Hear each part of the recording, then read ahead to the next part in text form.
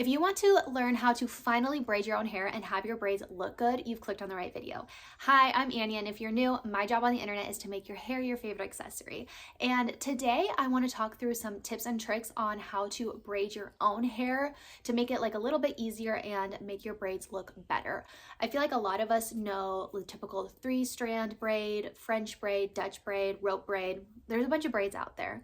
Okay, but I wanted to help you figure out the right fingers, like finger placement for you, and how to make them look better, because sometimes when you braid, your hands just naturally do a thing, and sometimes the way that they naturally do the thing doesn't make your braids look the best. So let me get into some of these tips and tricks. Okay, first, when you're learning how to braid your own hair, I would recommend having your hair straight and dry. So if you have more of like a texture to your hair, I would maybe straighten it. This is just going to be a little bit easier to not only see the braid and see how you're braiding, but also just make sure that you are like not getting too frustrated, because if you get too frustrated, you're going to stop trying, right? So make sure your hair is straight and brush through it, and that'll give you a good base to start with. Also, if you have fine hair or if your hair is really clean, I would put in dry shampoo, texture spray, or some powder to give it some grit to help the braid hold, and when you are like pulling and fluffing, make it look better for longer. So as a demonstration just right now, I'm just gonna do a typical 3-strand braid because I wanna show you what my fingers do naturally in different placements, okay?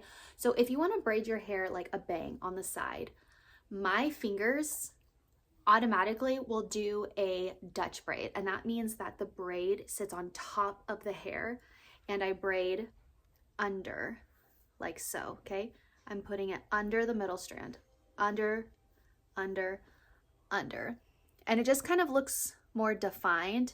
It makes more sense if you do it like you're adding hair in, but this is like a normal like 3-strand braid where you braid, you have the 3 pieces and you go over the middle.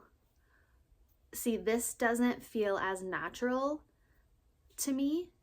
And in high school, a little fun fact, in high school, everybody back in my time was French braiding the bangs like to right here. And when I would do it, it would be a Dutch braid and it would sit on top. It wouldn't just like kind of mesh in with the hair. And I was like, why do my braids look so different? And it wasn't until I realized my fingers, when I hold my hair like this, automatically does a Dutch braid. My hands just go like this instead of braiding the hair on top. I'm hoping that this is making sense. So if for some reason you're like following a tutorial or something and you're like, my braid doesn't look like that, just really be mindful of how the tutorial is braiding. Are they doing a braid, like a normal braid where they're putting it on top of each other, or more of a Dutch style braid or a 3D braid where they're doing it underneath? Is if you're learning how to braid, especially like the back of your head, like a French braid, whatever, what I did growing up learning how to do this is I laid on my bed, put my hair across to the pillow, and I would watch TV or something, or sometimes just lay there and just practice braiding my hair. I would just, like I said, lay there and I would just kind of think about it. Okay, over and over, and then I would practice putting hair in. Now, it wasn't always pretty at first, but it got my hand placement and like my fingerings down. So if you're having a really hard time doing that, maybe try out that little tip. I would almost recommend not looking in the mirror because everything is of course reversed. I'm gonna do a voiceover for a regular braid and a French braid. So what I would recommend is closing your eyes and doing it, or like kind of like looking at your hair if you can, if your hair is long enough, because looking at it is going to be kind of confusing. Because like sometimes, have you ever like tried to curl your hair and you like look and you kind of have like a brain fart and you're like, wait, which way do I turn the thing?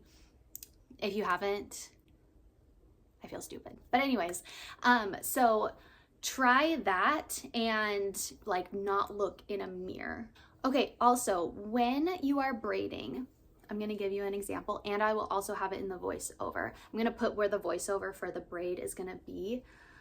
When you're braiding, some people, it's easier to cross like this. Okay, you see how I'm like literally taking it and crossing it, crossing it, okay? But for some reason, I don't know if it's because I've gotten faster or I've just always done this, I like to twist my hand to hand it over instead of fully crossing it. I just feel like it gives a better look to the braid and a better hold, so it's a little bit tighter. See, watch.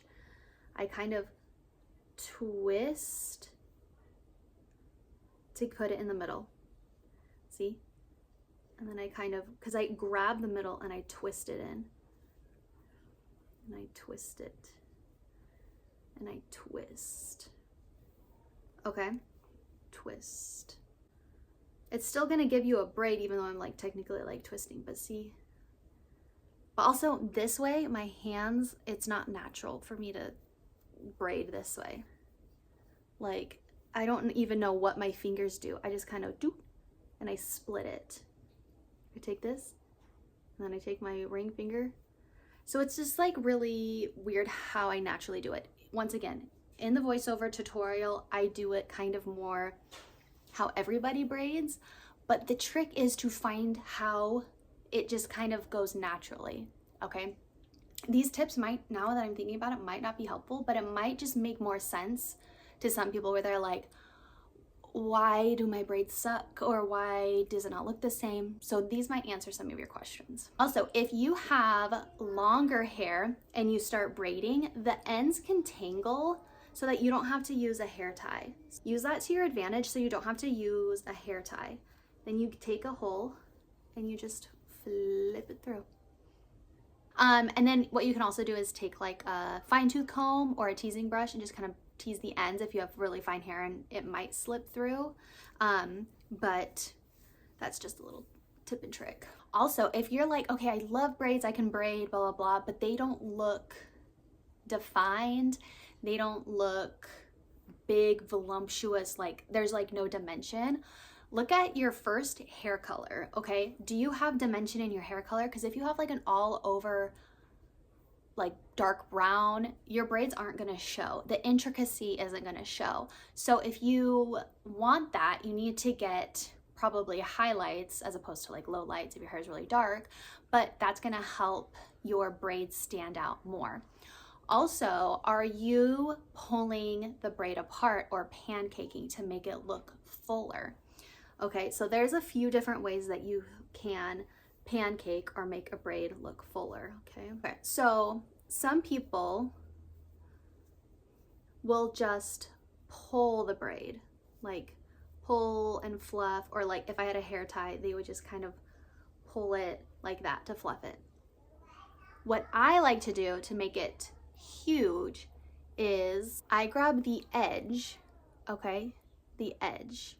Not the whole strand, the edge, and I pull it out, okay? That is gonna make it look so much bigger than what it actually is or could be. Because if you pull that, like the whole strand, but if you pull the edge, like that is huge, okay? And that's how people get those really big braids.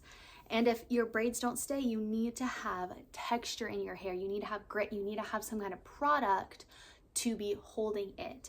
And so my other tip is when you are like more advanced and you know how to braid, having like a wave or a curl in your hair is just going to make it look better and have it hold better. Okay, so now that I've given you some of those tips, if I remember when I'm editing one, but I'm gonna jump into the voiceover of how to do a 3-strand braid in the back and in the front with the like typical finger placements.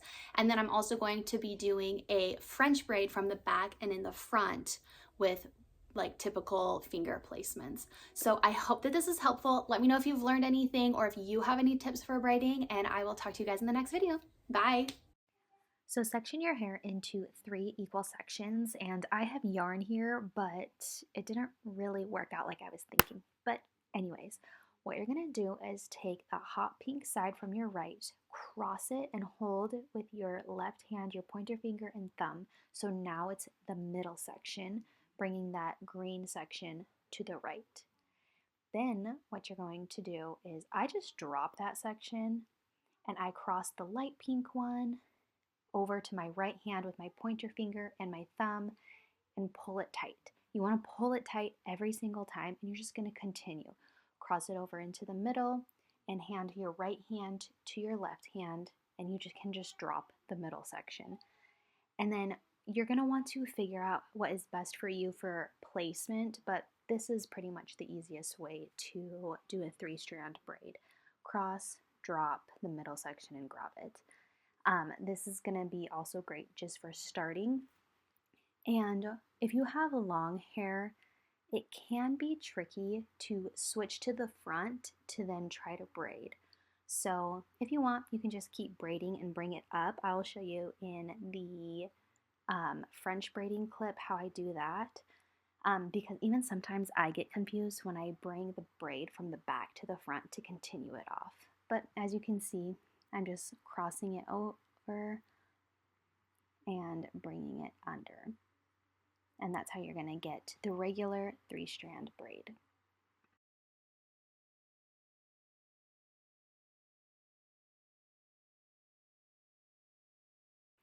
So when you're doing a regular 3-strand braid in the front of your face, your finger placement is going to be a little bit different, but obviously the same idea. 3 equal sections, and then you'll see the yarn that I'm going to do. So take the pink section that's in front of your face and braid it over the light pink one so it's in the middle. And I kind of do this twisting motion. I feel like that just kind of helps because with a front braid, you kind of want it to be a little bit tighter. And if you just kind of drop the one in the middle, like we did when we just did the braid in the back, it doesn't hold as tight. So it's just kind of preference. And then as you can see, I'm crossing it over, once again, holding it from one hand and using 2 fingers. You can use and figure out which 2 fingers to hold the braid when you pass it over is best for you. But when I do it in the front, I will sometimes use my pointer finger and thumb, and sometimes I will use my middle finger and pointer finger. So just try that. Also try to see if you like to cross it over. So right here I'm kind of emphasizing the cross over. Hold it. Use the 2 fingers and pass it over. So yeah, as you can see, it's all trial and error because even if I try to explain it, it's going to be dependent on how your fingers do the braid the best. But hopefully that's a little bit helpful into how to do the braids.